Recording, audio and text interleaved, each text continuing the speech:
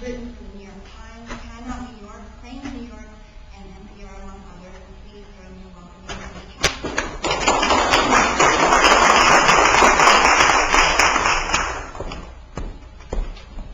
Thank you. Can everybody hear me? Burb Appeal. I'm just going to give a tiny preamble so everybody understands what this is about. So I was the quintessential city girl, black, Woody Allen, telling taxi drivers directions, all that. And I loved the country, but suburbia was the dark hole, and the place I swore I would never wind up in. And then I did. And it started out as a muse, it turned into a column, it turned into 5 years worth of columns, and now what?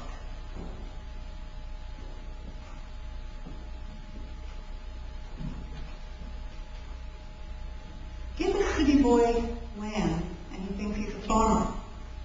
Where I saw a weed-choked patch of hostile earth, my husband envisioned a fertile field for growing organic fruit and vegetables. True, we had slogged through our grueling renovation, but I just didn't have the vision then. I told him, knock yourself out. I'll be inside by the fire. My husband cleared a 3-foot by 6-foot rectangle from a tangle of brush, sifting every rock through a stringer until he was left with dusty soil. Filling in the bed with a blend of existing earth, bad topsoil, and gardener's gold compost, he planted 18 hard-neck garlic cloves. For the next 6 months, gardening catalogs stacked up on tables, he pored over gardening books and corresponded with gardening bloggers. In the dead of winter, he ordered carrot, tomato, watermelon, pumpkin seeds from Burb. He talked incessantly about growing herbs and lettuce and onions. He composted. It was a little like listening to my 5-year-old daughter talk about castles and princes. But my sweet husband had this vision for our land and our table. Who was I to poke him in the back with a pitchfork? April rolled around, and my husband chopped down sumac trees and built an enclosure around garlic patch made of wood posts and chicken wire. He yanked out every weed and prepared the soil for a mid-May planting. He repeatedly monitored the soil's pH. I felt like buying him a pair of overalls. On Mother's Day, we returned from the nursery with a car full of plants. Get your trowel and garden gloves, he said. Let's plant. For the first time, I entered the garden to be, the Eden to be. I crouched down and dug holes for the fragile plants, inhaling the heady smell of moist, loamy soil. It was a warm day, and the mixture of sun and sweat and homegrown compost was like an elixir of fecundity, filling my naysaying head with thoughts of a farmer's market.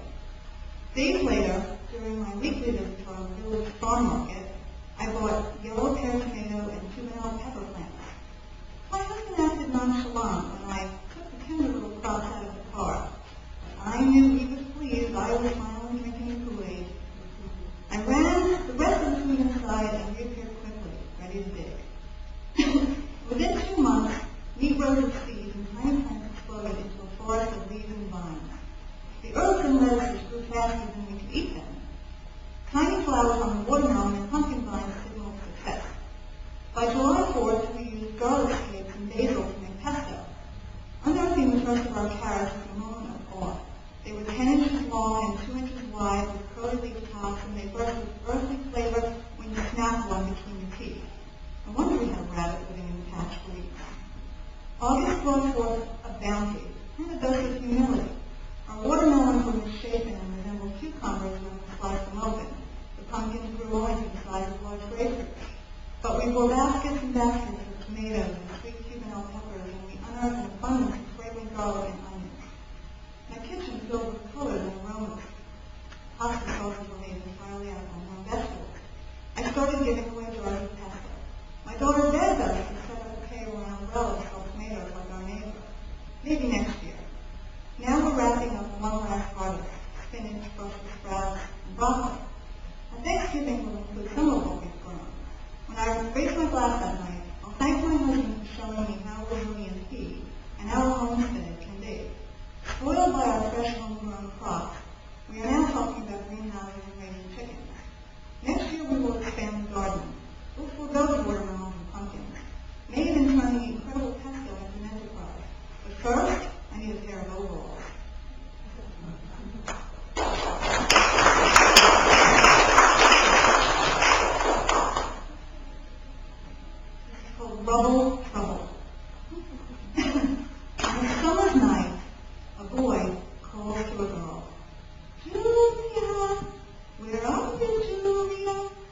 She drops her jump rope and scampers to the edge of the balcony. Well, a deck, actually. Here I am. You know what? I went swimming today. Ah, budding neighborly love. How sweet it is. Or was. We are now at war with our neighbors over a backyard fill project. They started last summer. Their intention was to raise the grade of their yard so it would slope gently rather than drop precipitously into the woods. Last July, as I sat at my desk in my home office, which has windows facing our connected backyard woodland, I watched dump trucks drop a mountain of concrete slabs and rocks. At first, it was only the thundering sound of repeated thuds that jarred me. But day after day, week after week, the trucks kept excreting more fill. By late August, a pile of rubble 40 feet tall sat beside my property line. It was an eyesore. It hovered over our land, casting a shadow. It was certainly a runoff problem waiting to happen. I was distraught. I wanted to know how in the world this much fill could reasonably be leveled off. Our formerly congenial neighbor brushed off repeated inquiries. Apparently he did not believe we were owed an explanation. He said he had everything under control, but he wouldn't elaborate. When we pushed him, he got testy. It was starting to dawn on me that he got in over his head. Maybe an overzealous excavator who was building an Olympic-sized swimming pool needed to unload a heap of concrete and found a willing taker. Whatever was going on, I doubted the town had given my neighbor a permit for a project that was turning into a science fiction horror movie. I'm calling the town, I told my husband. That will start a war, he warned. Our neighbors are a young couple with two small boys. We had decent neighborly relations since we moved into our respective old farmhouses 4 years ago. At the narrowest point, our houses stand less than 20 feet apart. The men have shared power tools. Our daughter Julia likes to wander over and play in the sandbox. With our territorial feud escalating, we were becoming the Montagues and the Capulets. What would become of the children's tender affection for one another? Would the bad blood lead to unwanted consequences? I struggled with this epic decision. To tell or not to tell? That was the question. Alas, anger overtook me. I was worried about my property. I started with a phone call to the town environmental department, where a turtle-speed bureaucrat frustrated me with his inaction. Many calls and messages later, he told me he was handing over my complaint to the code enforcement officer.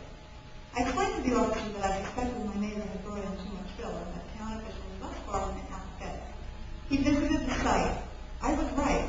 He said the town would crack down and make sure my neighbor graded his mountain. It was late autumn and we were nearing the first frost. By December, the jagged concrete pile lay hidden under the snow. We did not see our neighbors for the next 6 months, because only our backyard shared common space.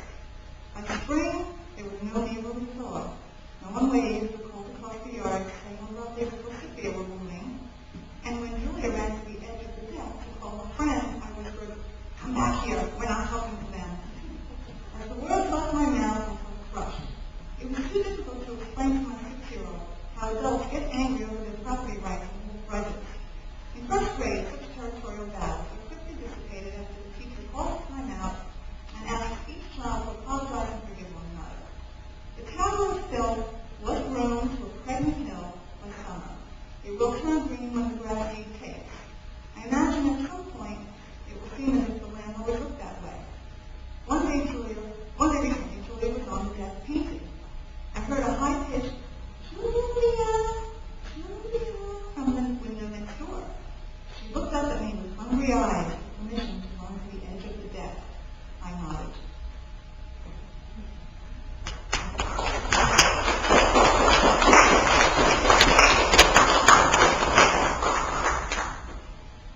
Who stole my chicken? Everyone said owning chickens is great, but you've got to watch out for predators. I took this to heart because we share our wooded mountaintop home with fox, raccoons, foxes, and feral cats. I bought a custom-made coop from a guy who built one in Michigan. The little green wooden house has screened windows, the door of the house, and a hatch that lifts open to the nesting box where you collect eggs. The run, which is attached to the house, is made up of 2 wood-frame galvanized wire triangles that form an airtight enclosure. Reading up on chicken predation, I learned that a raccoon uses 2 hands to open a hatch. For peace of mind, we installed a simple chimney lock on the door of the run. It looked a little odd, but hey, I'm a city girl who's accustomed to living with 3 bolt locks on the door. We bought 6 hens home on a beautiful Saturday in June. Like a new mother who constantly checks to make sure her baby is breathing, I couldn't keep counting 6 pecking hens every time I came in and out of the house. 2 Rhode Island Reds, 2 black sex links, 2 Barb Rocks. On day 5, I returned home from an errand early in the afternoon. I walked past the coop. 1, 2, 3, 4, 5, 6, all there. 3 hours later, I went inside and looked into the run. 1, 2, 3, 4, 5. I looked inside the coop, and then in the nesting box for the 6th bird. There were only 5.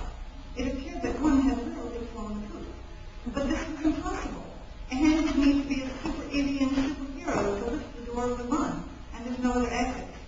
Running around like a chicken with its, like a mother who lost her kid at the mall, I tried to make the police feel a chicken, a prankster, an angry neighbor, a poultry thief in broad daylight. So I did what any concerned mother would do, and called the police. I'm reporting a stolen chicken, I said. They had a good laugh. An officer arrived 30 minutes later. I could swear the cop was trying to suppress laughter when he said, "Are you sure you're missing a chicken, ma'am?" Then, gesturing with his flashlight, he asked me to open the egg box hatch so he could look up the rafters of the coop. 5 birds. "Are you sure one of these birds didn't escape on his own, ma'am?" he asked. "Quite sure," I said. Here's the thing about reporting a missing chicken. A police officer doesn't understand that losing a chicken feels the same as losing a cat or a dog.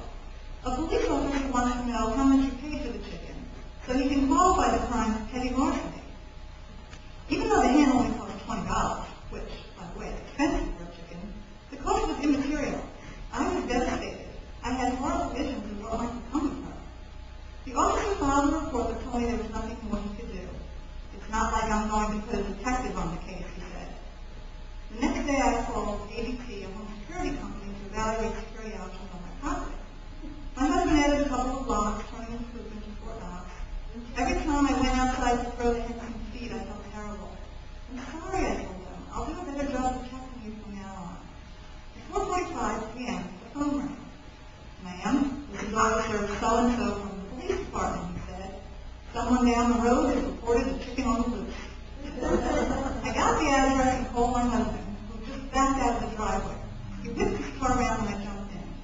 4 doors down, in front of a multi-unit apartment building, stood a bemused woman looking down at my Rhode Island Red on the grass. My husband grabbed the bird by his feet, and cradled her. While stroking her feathers, I broke into sobs of joy. The woman who found my chicken hugged me. We took the hen back to the coop. I'll never know how that bird got out, but I suspect there was human intervention. It took a kind neighbor and some decent police work to get it back. Now, if I'd only gotten the woman's name